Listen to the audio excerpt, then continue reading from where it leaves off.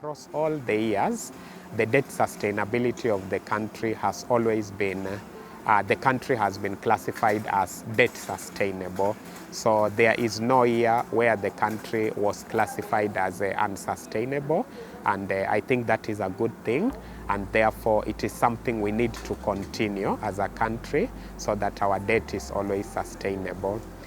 Maybe just to clarify is that currently our debt sustainability analysis is undertaken by the International Monetary Fund, the IMF, and sometimes they work in conjunction with the World Bank to undertake what is called the debt sustainability analysis for each country globally. So Kenya is one of those countries, and therefore even our local authorities, especially the Public Debt Office in Kenya, they are quite aware of all those sustainability levels, and the reports that they produce also just confirm that indeed our debt levels have been sustainable over time.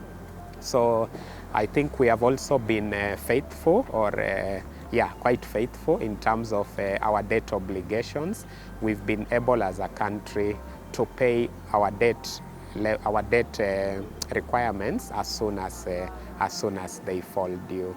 So I think then what that means is that given that we have a good credit rating at around B, we should then endeavor to make sure that this credit rating, we don't go below that, because then it means as a country, creditors will start shying away from us. So just to gather their confidence, to assure them that if you give us your funds, we'll be able to repay, then we need to ensure that we continue in terms of our credit worthiness.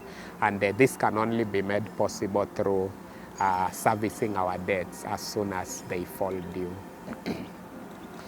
So in terms of the debt sustainability framework that is conducted by the IMF and the World Bank, it has had quite a historical evolution over time, but officially the operationalization of the debt sustainability analysis and also the debt sustainability framework officially started in the year 2002. So that is when we first saw the very first debt sustainability analysis. And then over time, the key bodies in charge have then been improving upon that particular framework. So you will see a framework for 2005, you will see a framework for 2011, another framework for 2013. You will also be able to see a different framework in, not really different, but just an improvement over the previous frameworks. So 2013, 2017, and then now most recently, a framework for 2021, 2022. So all these frameworks are efforts by the international bodies doing this, the IMF and the World Bank, to just make the framework as robust as possible. Basically introducing new sheets, for example, an assumptions sheet, a realism sheet, and so many other necessary things that go with public debt. So I think then that is something which is good, because then it makes the framework to be as relevant and as useful as possible. So I think then the challenge for the country will be how best we can then have a domestic debt sustainability framework, which we can also work on. Yeah. So then finally, we now want to just highlight a few recommendations which are also highlighted in the report in terms of what we can do as a country to ensure that we pay our debt obligations as they fall due, because that is critical for debt sustainability, and also how best we can continue with our debt sustainability. So although we have been able to achieve all our debt obligations over time, our debt servicing is usually in two ways. The first one is the principal repayment. So the principal amount is one thing that we give back, and then the interest that has been accrued on those principal repayments. So that is why you hear people saying the debt is expensive. So when you hear someone mentioning an expensive debt, they simply refer to the interest rate that accrues with the debt.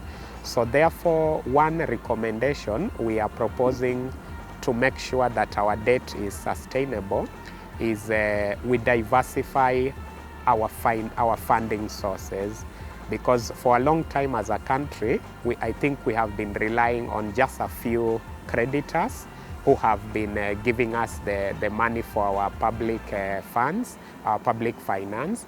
But then sometimes if you have only a few, then they will have a leeway to dictate to you the interest rates that then you have to pay.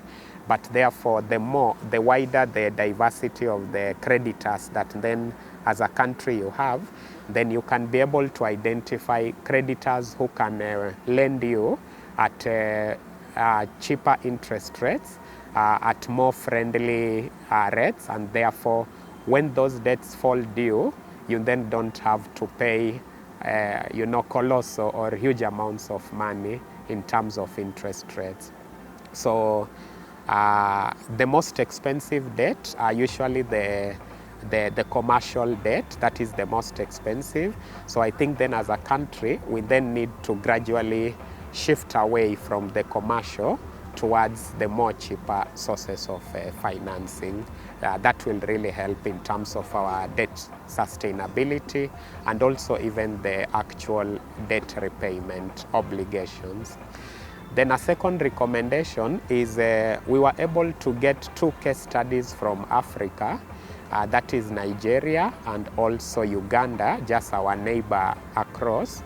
And these countries are like good examples for Africa, because I think they are the only 2 countries so far which undertake their own debt sustainability analysis. So in fact, they have actually developed their own debt sustainability frameworks.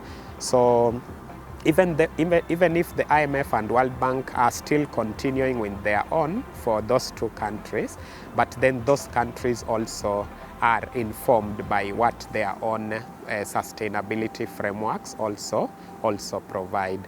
So therefore the recommendation is that Kenya, we could borrow a lesson from those 2 countries, that even if we have the current framework developed by the international community, at least as a country, just for purposes of even making the country have its own expertise in this area, and making the country have its own conclusions and its own way of doing things, we could consider developing also a domestic debt sustainability framework.